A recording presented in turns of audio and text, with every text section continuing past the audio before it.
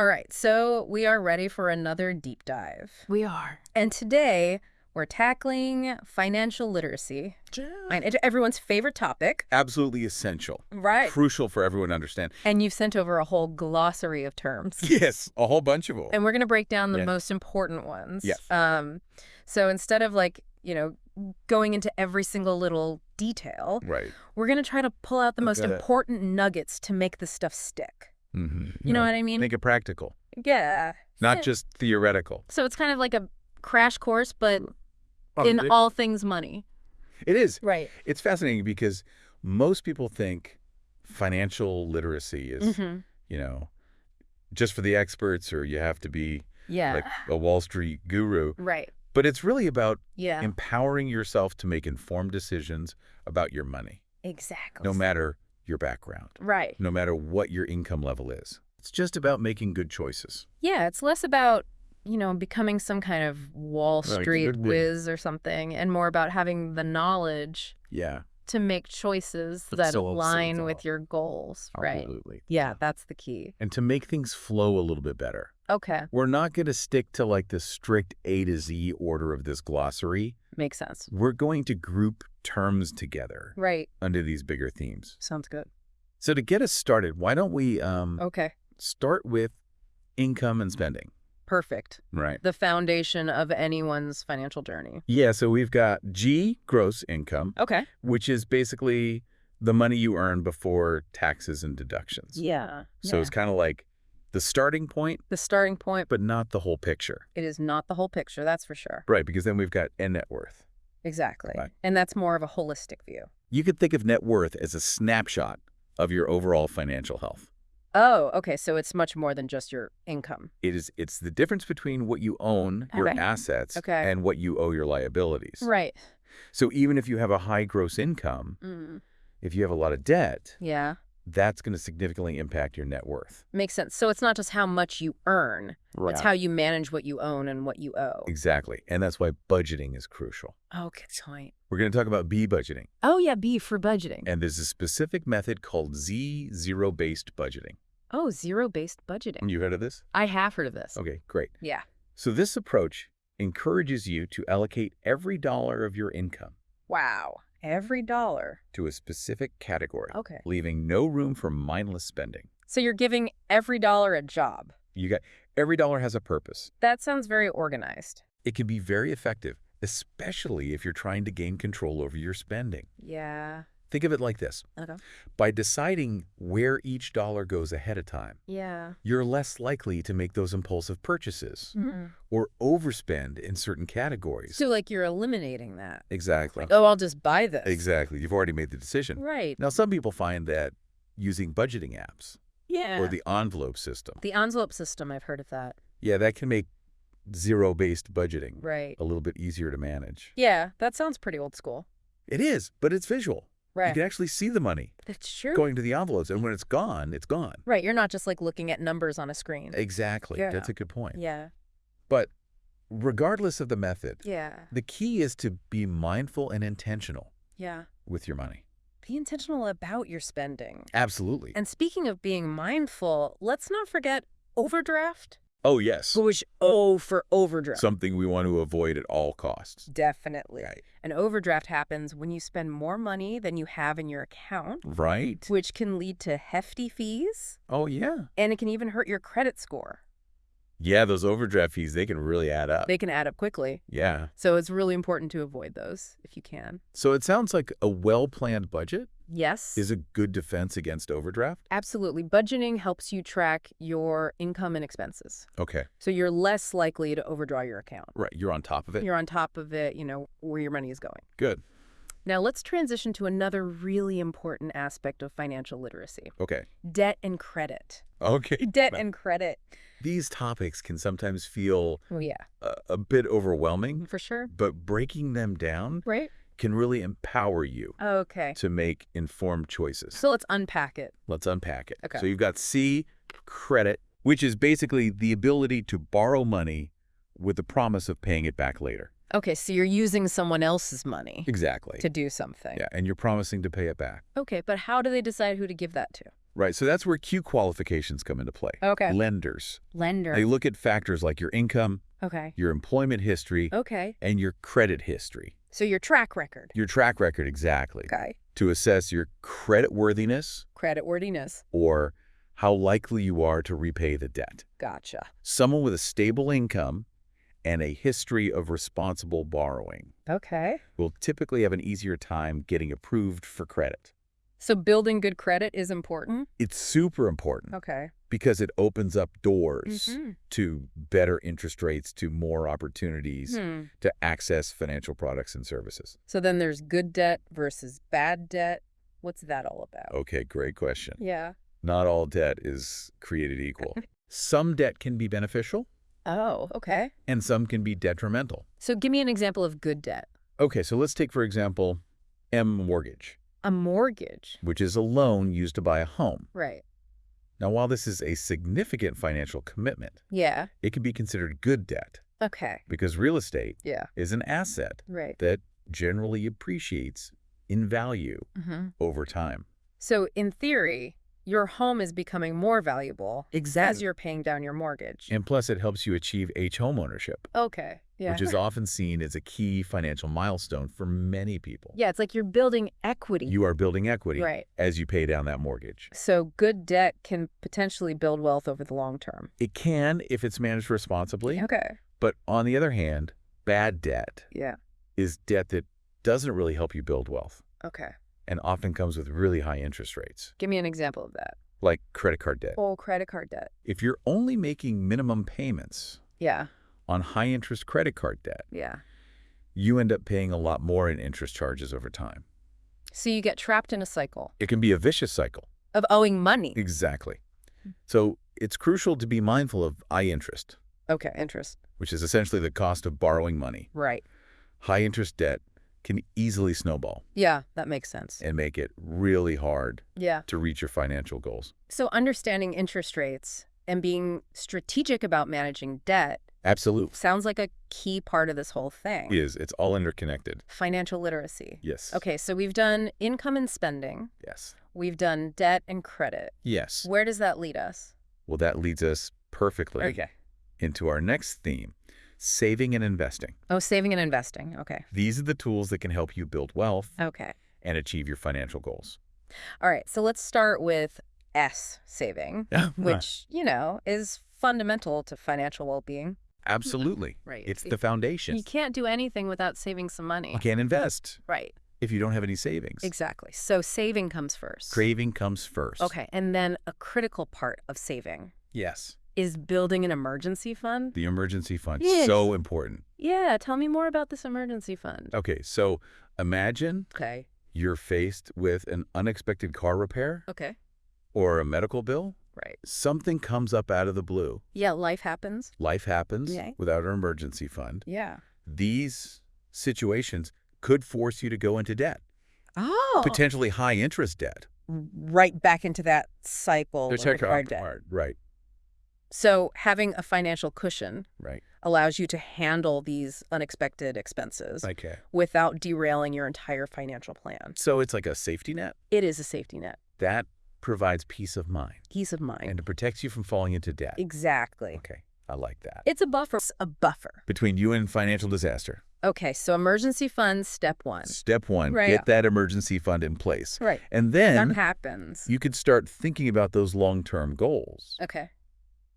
like our retirement planning. Retirement. Yeah, I mean, retirement might seem far off, it might. especially like for younger folks. Especially when you're young. Right. You're not thinking about retirement. But you always hear about the importance of starting early. There's a good reason for that. Why is that? It's all about something called compound interest. Compound interest. The earlier you start investing, Okay. even small amounts, Okay. the more time your money has to grow. So time is on your side Time is your friend. when it comes to investing. Absolutely. Okay. And this brings us to P, portfolio. Portfolio. Which is a collection of all your investments. Okay. So it could include things like stocks. Stocks. Bonds. Bonds. Real estate. Real estate. You know, a variety of different assets. Yeah, there's so many options. There are a lot of options. It can feel overwhelming. It can be overwhelming. Yeah. Which is why it's helpful to have some guidance. So one of the strategies that I hear about a lot is value investing. Value investing. Value investing. Yes. Can you tell me a little bit about that? So value investing is essentially focusing on buying assets that are undervalued by the market with the expectation that their price will increase over time. So you're looking for a deal. You're looking for a deal. Okay. You're looking for something that's priced lower than it should be based on its fundamentals. So it sounds like that takes a lot of research. It does take research. And expertise. It's not a passive strategy. So what about those of us who are just starting out? Right. You know, we don't have that expertise yet. For beginners, a great option is exchange-traded funds, or ETFs. ETFs. Have you heard of these? I have heard of these, yeah. Okay, great. Yeah. So think of them as baskets of different assets. Okay, like a little mix. A little mix, a diversified portfolio in one easy package. Gotcha. So you're spreading the risk. Exactly. You're spreading the risk. Yeah. And it can provide instant diversification and lower the overall risk. Okay, I like that. So it's a good way to get started. And when we talk about investments, yes, we often hear about yield. Yield, yes. Yield is essentially the return you get on your investment, typically expressed as a percentage. So like the reward for putting your money to work. Exactly. Okay. It's what your money earns. Gotcha. While it's invested. So a higher yield generally means a greater return. In simple terms, yes. But there's always a but. Okay. Higher yields often come with higher risks. Oh, so there's a trade-off. There's always a trade-off. Risk and reward. Risk and reward go hand in hand. Gotcha. Okay. It's important to find that balance. That makes sense. That you're comfortable with. Okay, so we've covered a lot of ground here. We have... From income and spending. Yes. To debt. Right. And credit. Saving and investing. They're key pillars of financial literacy. Wow. There's so much to consider. There's a lot. When it comes to personal finance. But it's all interconnected. It is? And it's all about making informed choices. Yeah. And it sounds like you don't have to be an expert. Exactly. Get started. You don't have to have a finance degree. Right. You don't have to be a Wall Street guru. You just need to start educating yourself. You start learning. Okay. And taking those small steps. So we've got more to uncover. We do. In this glossary of financial literacy terms. Yes, we've got a few more essential nuggets of wisdom to share. All right, let's keep this momentum going. Let's do it. Let's see what other essentials we can discover. I'm excited. Yeah, me too. All right, let's tackle a topic that can often feel a bit daunting. Taxes. Oh, taxes. I know, not the most exciting subject. Yeah. Understanding the basics can make a big difference in your financial life. Taxes definitely aren't the most glamorous part of personal finance. Not at all. But they are unavoidable. But absolutely. Death and taxes. So what are some key things we should know about taxes? Okay, so first, without getting bogged down in all the complexity. It's important to remember that taxes fund essential public services. Oh. Things like education, healthcare, infrastructure. Things we all benefit from. Things we all benefit from. So thinking about it that way kind of makes me feel a little bit better about it. It's an investment in our society. Okay. And while the tax system can seem complicated, it can. Understanding a few key concepts can help you feel more in control. Right. So what are those key concepts? All right. So first off, familiarize yourself with tax brackets. Tax brackets. These determine the percentage of your income. Right. That goes towards taxes. Gotcha. And keep in mind that there are various deductions and credits you might be eligible for. So these are things that can reduce your overall tax liability. So it's like a puzzle almost. It's like a puzzle. Like finding the right pieces. Finding those deductions and credits. Can save you money. Can save you a lot of money. On your taxes. Yes. Okay, speaking of puzzles. Okay. Earlier we were discussing credit qualifications. Yes. And how lenders kind of assess risk. Right. That makes me think of you underwriting. Underwriting, yes. Can you shed some light on that? Absolutely. Yeah. So underwriting is like the behind-the-scenes process that lenders use to evaluate your financial stability before they give you a loan. Okay. or approve you for a credit card. So it's like a financial background check? It is a financial background check. Okay. They look at things like your credit score, right. your income, your debt levels, okay. your employment history. So all those things. All those factors that we've been talking about. Yes, to determine how risky it is to lend you money. Gotcha. So a solid financial track record. Makes you a more attractive borrower. Makes sense. Which can lead to better interest rates. Okay. And loan terms. So all those responsible financial habits? Yes. Budgeting, managing debt. Building good credit. They all play a role. They all come into play. And getting those favorable terms from lenders. You got it. Okay. And, you know, for those who want a more personalized approach to managing their finances, there's W Wealth Management. Wealth management. And this involves working with a professional advisor. So like having a financial coach in your corner. That's a great way to put it. Okay. A wealth manager can help you create a roadmap to achieve your financial goals. So they're going to look at your specific situation. Exactly. And tailor a plan. Help you create a plan. Yes. That sounds incredibly helpful. It can be very helpful. Especially as your financial situation becomes more complex. Especially as things get more complex. Yeah. You know, you might have investments. Right. You might have retirement accounts. Yeah. You might have estate planning needs. Okay.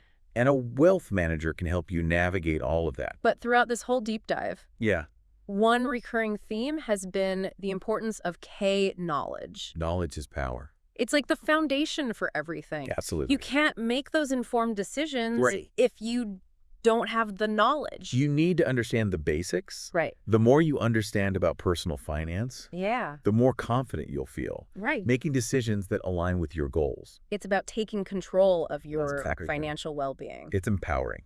Yeah. And, you know, before we move on, I want to touch on J joint accounts. Joint accounts, okay. They weren't on our initial list. But they are a common topic. Very common. In personal finance. So joint accounts are bank accounts. Okay. Shared by 2 or more people. So it's a way to manage money together.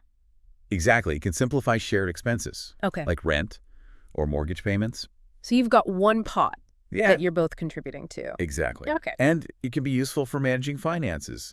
Within a family or a business partnership. Makes sense. Transparency. Transparency. Shared responsibility. Shared responsibility. Okay, so we've covered a lot of ground. Income and spending. Yes. Debt and credit. Saving and investing. We've even touched on taxes. Taxes. And wealth management. Whew. It's been a whirlwind tour of... It has been a whirlwind. Financial literacy. A crash course. Yeah. And it's amazing how many different pieces there are. It's like a big puzzle. To this puzzle. Yes. And we're only just scratching the surface. We are just scratching the surface. Financial literacy is a lifelong journey. It is. And your needs will evolve. Absolutely. As your life changes. As your life changes. Right. But the key is that we've built a solid foundation. We have. With this deep dive. Absolutely. We've unpacked so many important terms. Yeah. And now our listener has a much clearer understanding of what they mean. Hopefully. And how they fit into the bigger picture. Yes. Of their financial well-being. The big picture is key. Yeah. Yeah. It really feels like we've given our listeners like a toolkit to start navigating the world of personal finance. Absolutely. But all this knowledge is really just the first step, right? It is. It's like we've given them the ingredients. Okay. But now it's time for them to go create their own financial recipe. I love that. If you will. Yeah. So to our listener, I have a challenge for you. Okay. Now that you've got this foundation, what is one financial goal that you're going to focus on in the coming year? That's a fantastic question. Is it finally building that emergency fund we talked about? Could be. Right? Maybe it's tackling some of that high interest debt that we talked about. Get rid of that. Get that monkey off your back. Or maybe it's starting to invest, even with a small amount. Exactly. Pick one thing. One thing. And make it your financial priority. Don't try to do everything at once. Yeah, I think people get so overwhelmed. Right. Because they think they have to do it all. It's too much. But if you just pick one thing, it makes it much more manageable. Absolutely. And remember, financial literacy isn't about memorizing a bunch of definitions. It's not about rote memorization. Right. It's about understanding how these concepts apply to your life. To you. To your goals. Listen, there are so many resources out there. Oh my gosh, yes. To help you on this journey. Books, podcasts, websites. Don't be afraid to dive deeper into the topics that interest you. Absolutely. And if you're feeling really ambitious, talk to a financial advisor. Right. Get some personalized guidance. Get some professional help. Yeah, it's like we've opened the door to a whole new world. We have. And now you can choose which paths you want to explore further. It's your journey. Yeah, and there are people you can reach out to. Yes. Along the way for guidance. Absolutely. You know, whether it's a financial mentor, a trusted friend who's savvy with money, or even online communities dedicated to personal finance. There are so many communities out there. Yeah. People who are passionate about this stuff. Don't be afraid to ask questions. Ask away. And learn from others. Absolutely. What I think is so inspiring about this topic is that no matter where you are on your financial journey, that's true. Whether you're just starting out or you're well on your way, there's always something new to learn. Always. And there are always ways to improve. Absolutely. You can always be. So to our listener out there, yes, keep learning. Keep learning. Keep exploring. Keep exploring. And keep striving to make informed decisions. Yes, empower you. Empower you. To achieve your financial dreams. And remember, this isn't a race. No. It's a marathon. It's a journey. It's a journey. Take your time. Yeah. Celebrate your successes. Celebrate those wins. And don't be afraid to ask for help when you need it. Absolutely. All right. Well said. Well, it's been a pleasure. It has been a pleasure. Diving deep into this glossary of terms with you. Yes. Hopefully we've sparked some inspiration. Some inspiration. And given our listener the confidence. Yes. To take control of their financial future. Absolutely. Until next time. Until next time. Happy investing.